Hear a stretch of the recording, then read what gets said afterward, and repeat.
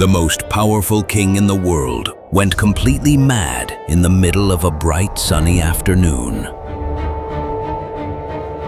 Nebuchadnezzar was standing above Babylon, gold temples glowing below him, walls spreading as far as the eye could see. He opened his mouth and spoke. Before he could finish speaking, his bones started bending and his body hit the floor. His hands hit the stone floor, his fingers bent like claws. His back arched toward the ground as if something was pulling him down. Guards rushed forward, screaming. His eyes were open, but he saw nothing. His mouth moved, but made no sound. He crawled across the palace roof, fingers clawing, foam dripping from his mouth. His hair grew long and tangled, hanging past his shoulders. He bent to the ground and ate grass in front of his wife. How does the greatest king in the world end up like this? We will show you the warnings he ignored, the words that pushed him into madness, and the darker truth behind his downfall. To understand the truth behind this humiliation, we must begin from where it all started. Jerusalem sat on a hill. From a distance, it looked unbreakable. The walls were not just tall, they were thick, so thick that soldiers built roads across the top of them. 2 chariots could ride side by side up there without touching. The city had stood for centuries.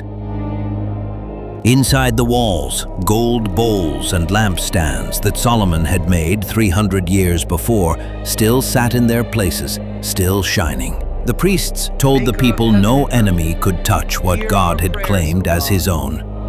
The people believed them. They didn't know what was about to happen.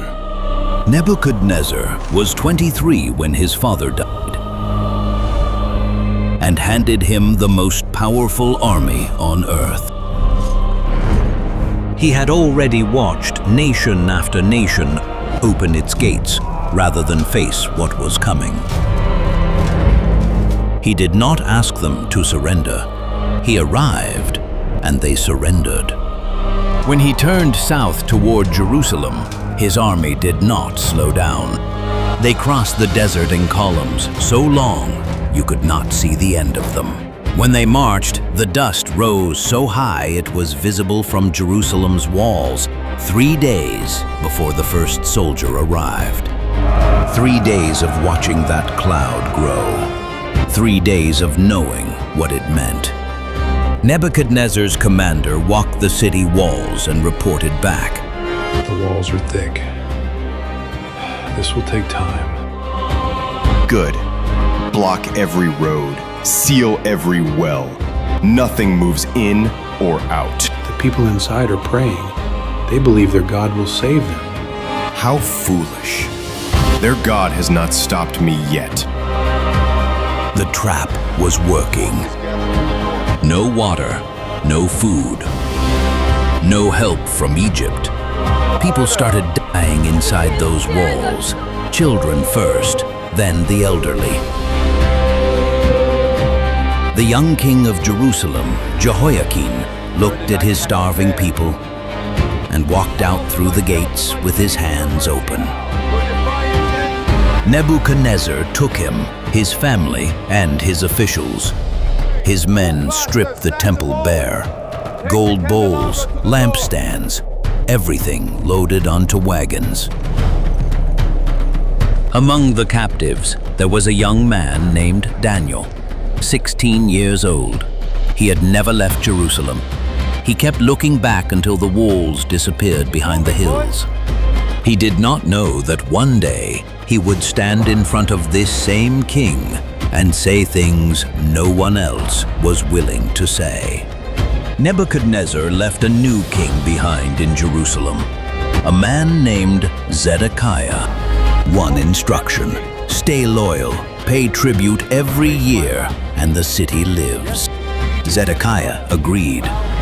For a few years, he kept his word. Then Egypt came whispering with promises of freedom, and he listened. He stopped paying. He made the deal in secret. Word reached Babylon within a month. Nebuchadnezzar came back. This time, the trap around Jerusalem did not give them 2 years. By the time the walls finally broke, the city was already half dead.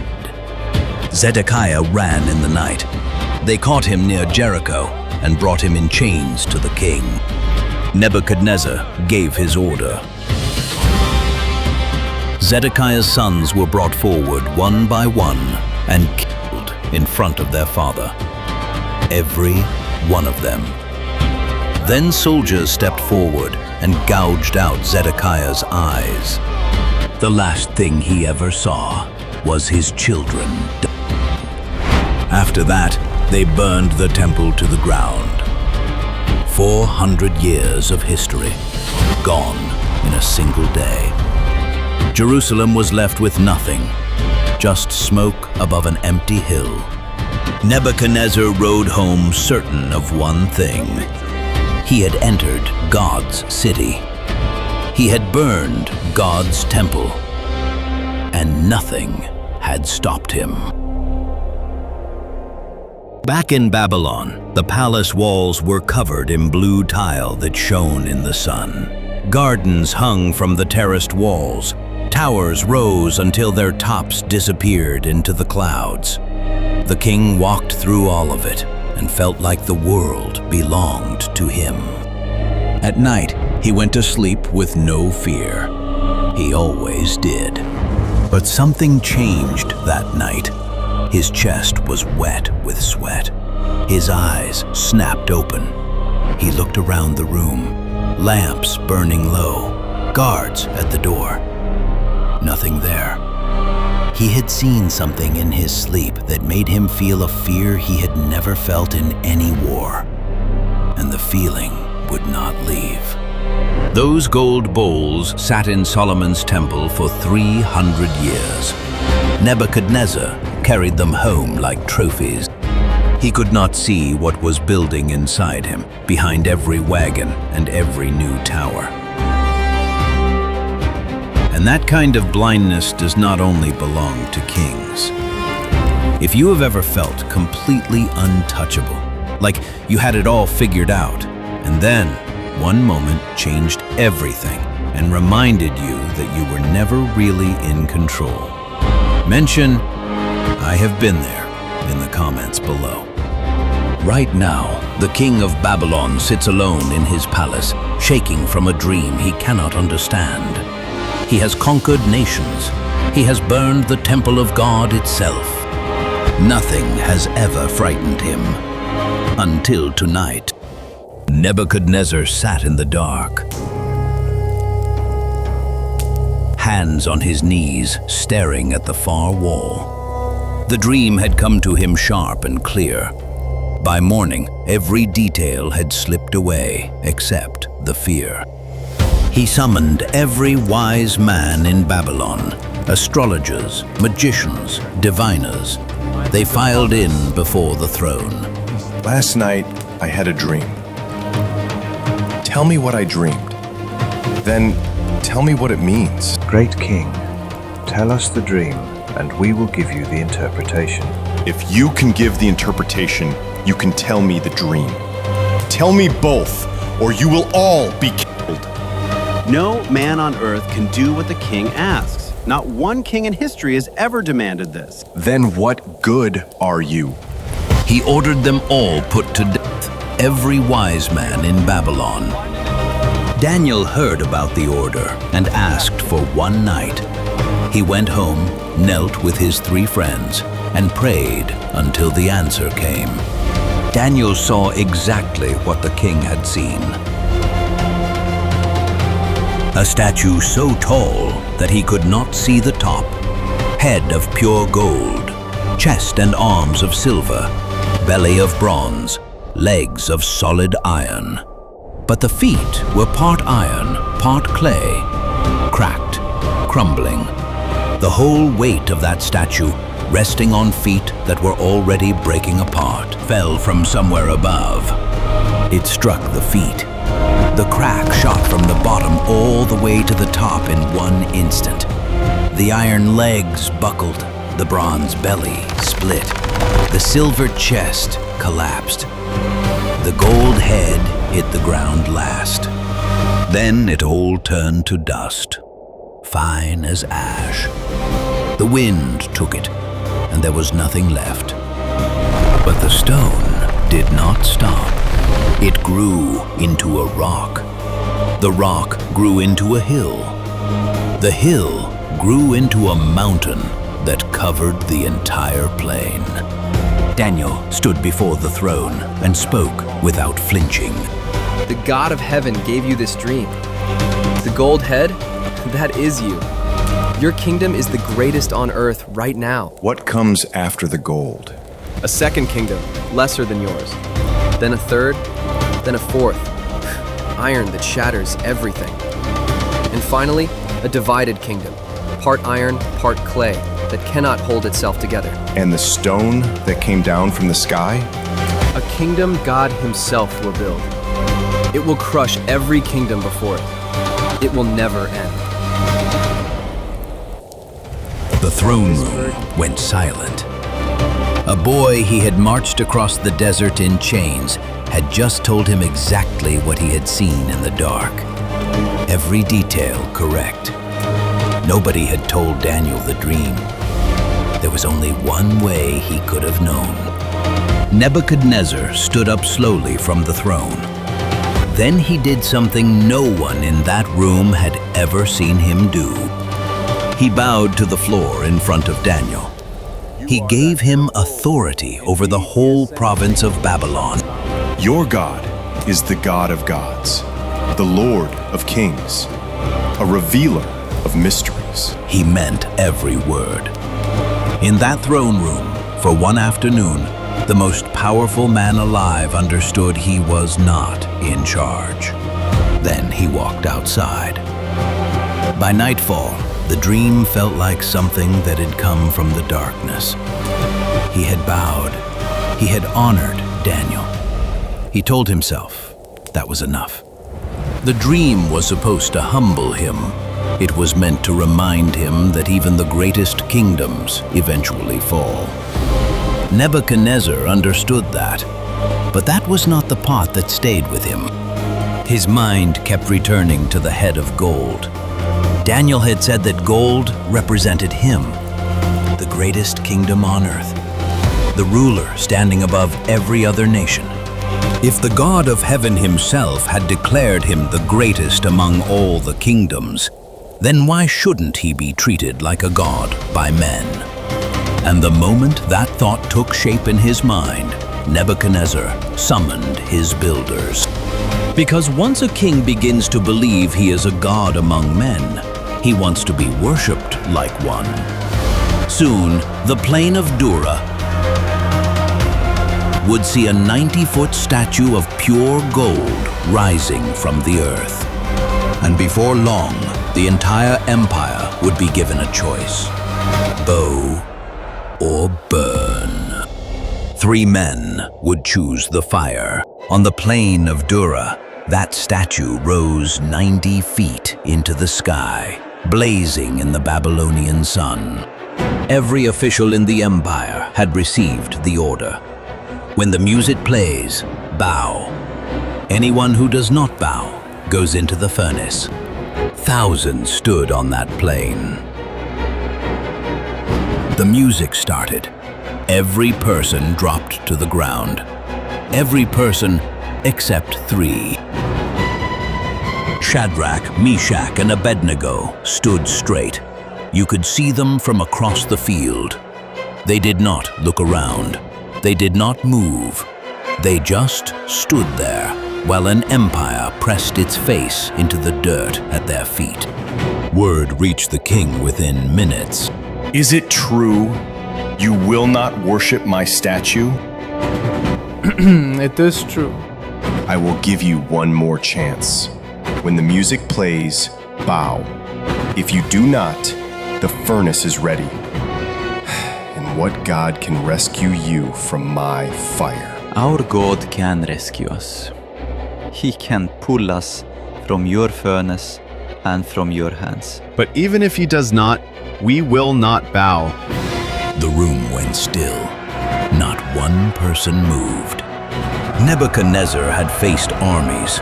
He had burned God's own temple and walked away without consequences. Not one king, general, or foreign god had ever looked back at him.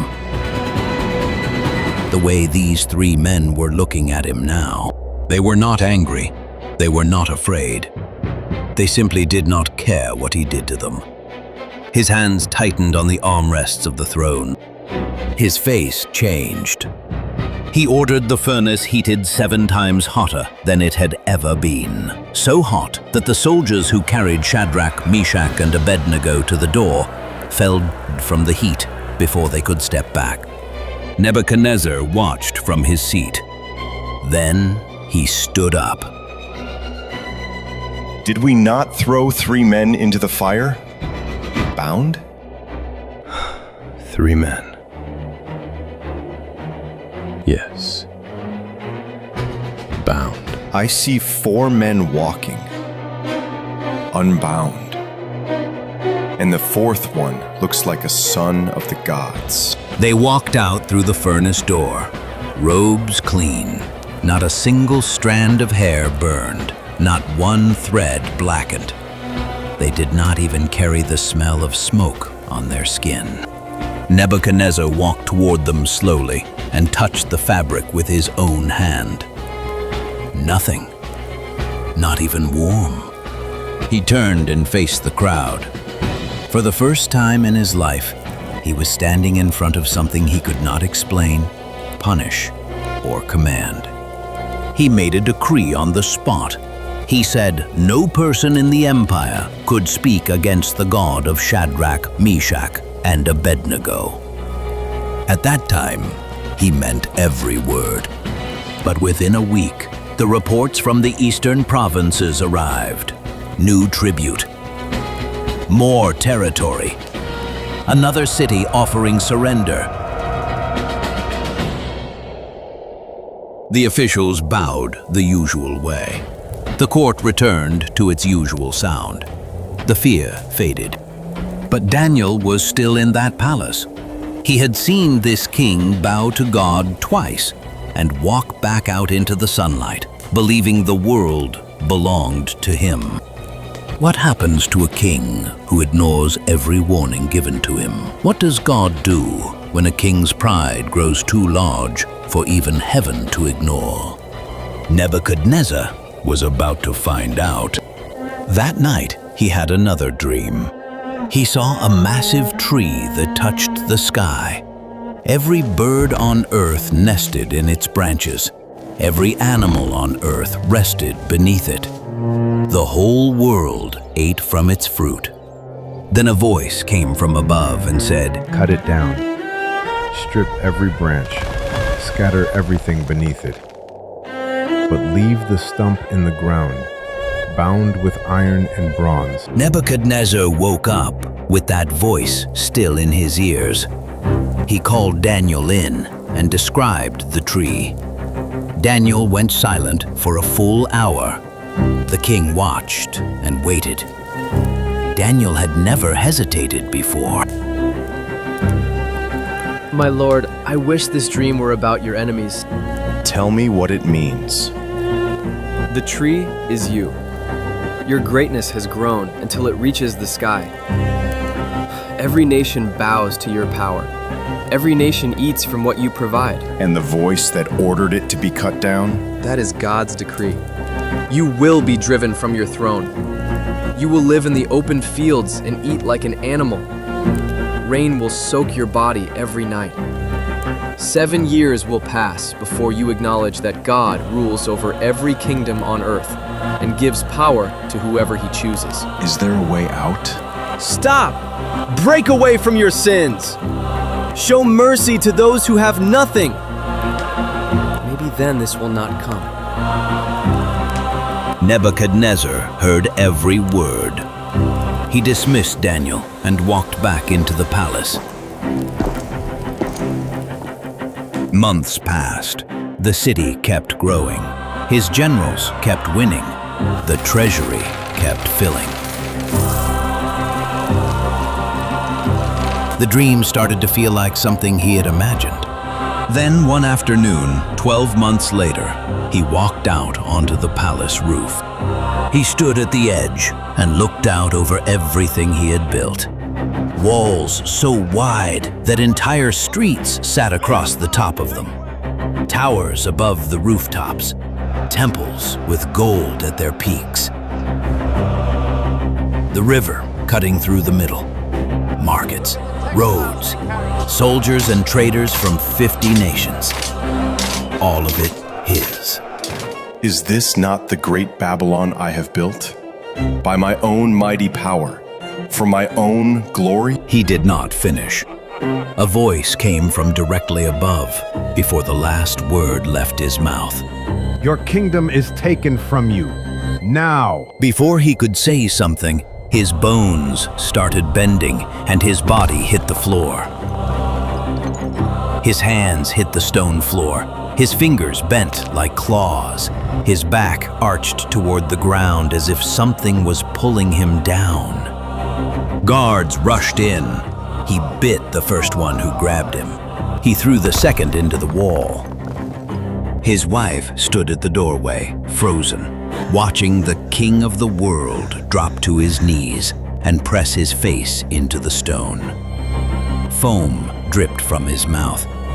He bent down and pulled grass from the cracks between the roof tiles with his teeth. 4 men dragged him toward the palace gates. He fought every step.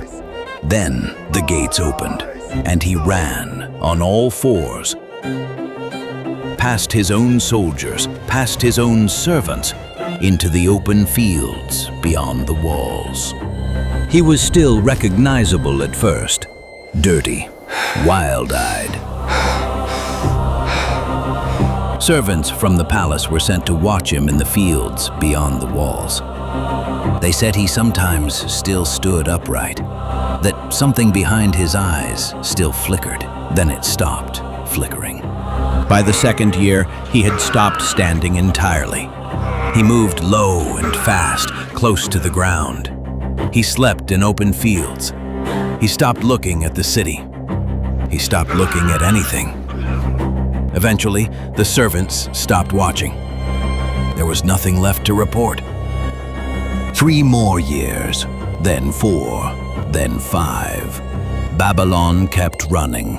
His officials ran the empire without sitting on the throne. Nobody said his name out loud anymore. The greatest king on earth had become something people looked away from. But his city did not fall. It was waiting. But would the king of Babylon ever walk back through those gates as a man? Or would he remain in the fields outside the city, filthy and wild, cleaning himself with his own saliva and grazing like cattle? 7 years passed before the answer came. Only then did the man who ran through those gates lift his head again. And when he did, the king of Babylon would come back. All those years, no palace, no throne, no name. A figure in the tall grass, on hands and knees, skin dark and cracked, nails curved long, hair hanging past his shoulders in thick tangled ropes. The rain had soaked him so many nights, his body had stopped reacting to the cold. Behind those walls, Babylon kept running. Nobody said his name out loud.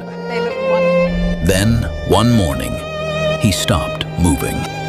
He was on his knees in the open field, the way he had been every morning for 7 years.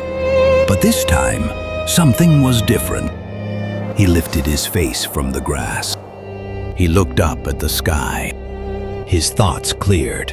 All at once, he knew his name. He knew the city behind those walls. He knew the throne, the palace, the roof. and the words that had broken him. Every year of it, every detail. He stood up, shaking and filthy, grass still bent where he had been kneeling, and spoke out loud to the sky. God's kingdom lasts forever. Every person on earth is nothing before his power. He does whatever he chooses, and no one stops him. Then Nebuchadnezzar walked back toward Babylon. The gates opened. His counselors brought him back to the throne.